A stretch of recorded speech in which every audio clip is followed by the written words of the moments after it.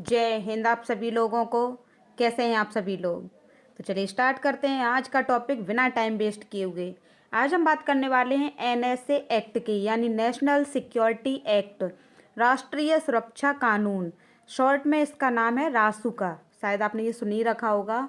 ये देखिए, जो एनएसए एक्ट है, रासू का ये जो कानून है, ये कोरोना काल में सबसे ज़्यादा प्रयोग होने वाला कानून भी माना जाता है। तो देखिए, इसके बारे में सबसे पहले तो हम ये जानते हैं कि ये जो रासू का कानून है, ये लगाया कब जाता है, आखिर ये इतना इम्पोर्टेंट क्यों है और कोरोना काल में इसका इतना ज़्यादा यूज क्यों हुआ। ये देखिए, ये जो रासू का है, ये सबसे पहले तो हम ये जान लेते हैं कि निवारक निरोध कानून है। और इस कानून की शुरुआत औपनिवेशिक युग के बंगाल विनिमय थर्ड यानी 1881 से मानी जाती है। देखिए, इस कानून के माध्यम से सरकार किसी भी व्यक्ति को न्यायिक प्रक्रियाओं से गुजरे बिना सीधे ही गिरफ्तार कर सकती है।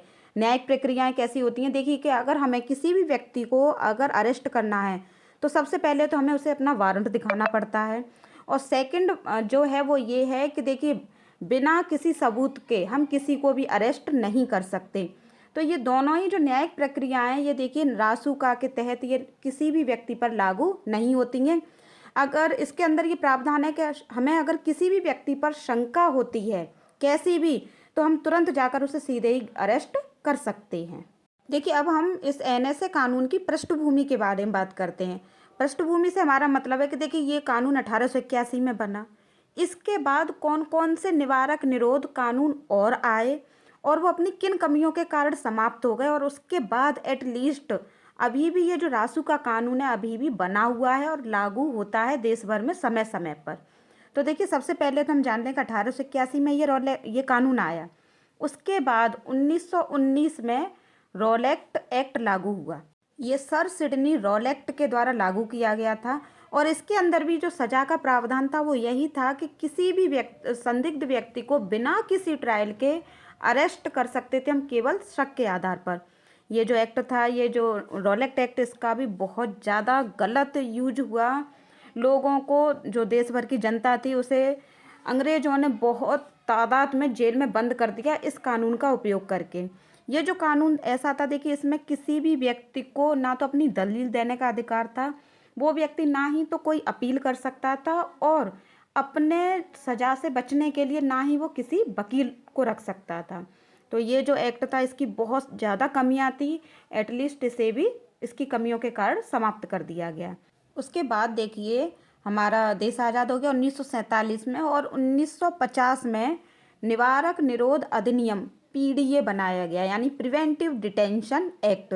लेकिन ये भी देखिए ज़्यादा सफल नहीं हुआ और अपनी कमियों के कारण 31 दिसंबर 1969 तक ये लागू रहा, और उसके बाद इसे भी समाप्त कर दिया गया। इसके बाद देखिए 1971 में आया मीसा एक्ट, यानी मेंटेनेंस सिक्योरिटी एक्ट, आंतरिक सुरक्षा अधिनियम। ये कानून इतना ज़्यादा विवादास्पद था कि इसका बहुत ही ज़्यादा मिस यूज हुआ। ये मान लीजिए, संविधान के नाम पर इसे एक काला दाग मान लीजिए इस मीसा एक्ट को। 1975 में देखिए, जब भारत में आपातकाल लागू हो गया, तब देखिए इसी मीसा एक्ट का दुरुपयोग करके लाखों लोगों को जेल में डाल दिया गया, प्रेस को भी प्रतिबंधित कर दिया गया, और लाखों लोगों की जो संपत्ति थी वो जब्त कर ली गई। और देखिए, परिवार नियोजन के नाम पर पुरुष नसबंदियां कराई गईं। तो देश में इतना ज़्यादा बवाल हो गया इस मीसा एक्ट के जरिए कि जनता पार्टी द्वारा 1977 में इसे भी निरस्त कर दिया गया। और देखिए, 1980 में जब कांग्रेस सरकार फिर से बनी, तो इसने 23 सितंबर 1980 को इस रासू का कानून को एक परमानेंट कानून का रूप दे दिया, यानी ये निवारक निरोध न होकर अब एक कानून बन गया। अब देखिए, हम बात करते हैं कि रासू का कानून के अंदर सजा का क्या प्रावधान है इसके अंतर्गत। तो देखिए, इसमें धारा 13 के तहत गिरफ्तार किए गए व्यक्ति को 3 महीने तक हिरासत में रखने का प्रावधान है। और देखिए, उसने जो जुर्म किया है या फिर करने वाला है वो उस पर साबित हो जाता है, तो इस परिस्थिति में उसे 12 महीने तक जेल में रखने का प्रावधान है। और देखिए, अगर जमानत की बात की जाए, तो अगर कोई भी जुर्म आप पर साबित नहीं होता है, तो इस परिस्थिति में आपको 12 दिन में जमानत मिल सकती है। अब देखिए, हम बात करते हैं कि एनएसए से विवाद, यानी जो रासू का कानून है, इसमें कौन कौन सी कमियां हैं। तो पहली कमी तो यही है, देखिए, इसमें जो गिरफ्तार व्यक्ति है उसमें गिरफ्तारी के कारण को जानने का अधिकार बिल्कुल नहीं है। इसमें देखिए व्यक्ति को ये अधिकार ही नहीं है कि वो ये नहीं जान सकता कि उसे अरेस्ट क्यों किया जा रहा है। केवल शक के आधार पर पुलिस उसे तुरंत अरेस्ट कर सकती है। जबकि अनुच्छेद 22 का में ये साफ साफ कहा गया है कि गिरफ्तार व्यक्ति को परामर्श देने के अधिकार से सरकार उसे वंचित नहीं कर सकती। उसे अपनी बात रखने का एटलीस्ट ये वो अधिकार तो होना ही चाहिए ना, कि वो ये बात कह सके कि मैंने ऐसा किया है या नहीं किया है, या फिर मैं करने भी वाला हूँ।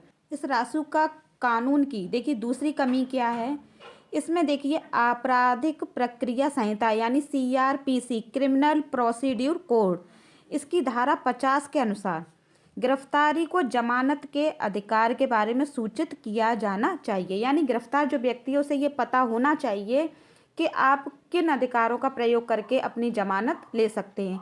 लेकिन इनमें से कोई भी बात उस गिरफ्तार व्यक्ति को बिल्कुल नहीं बताई जाती है। और इसका ये दूसरी कमी क्या है कि इसके अलावा CRPC की धारा 56 व 76 के अनुसार गिरफ्तारी के 24 घंटे के भीतर एक व्यक्ति को अदालत में पेश किया जाना ही चाहिए।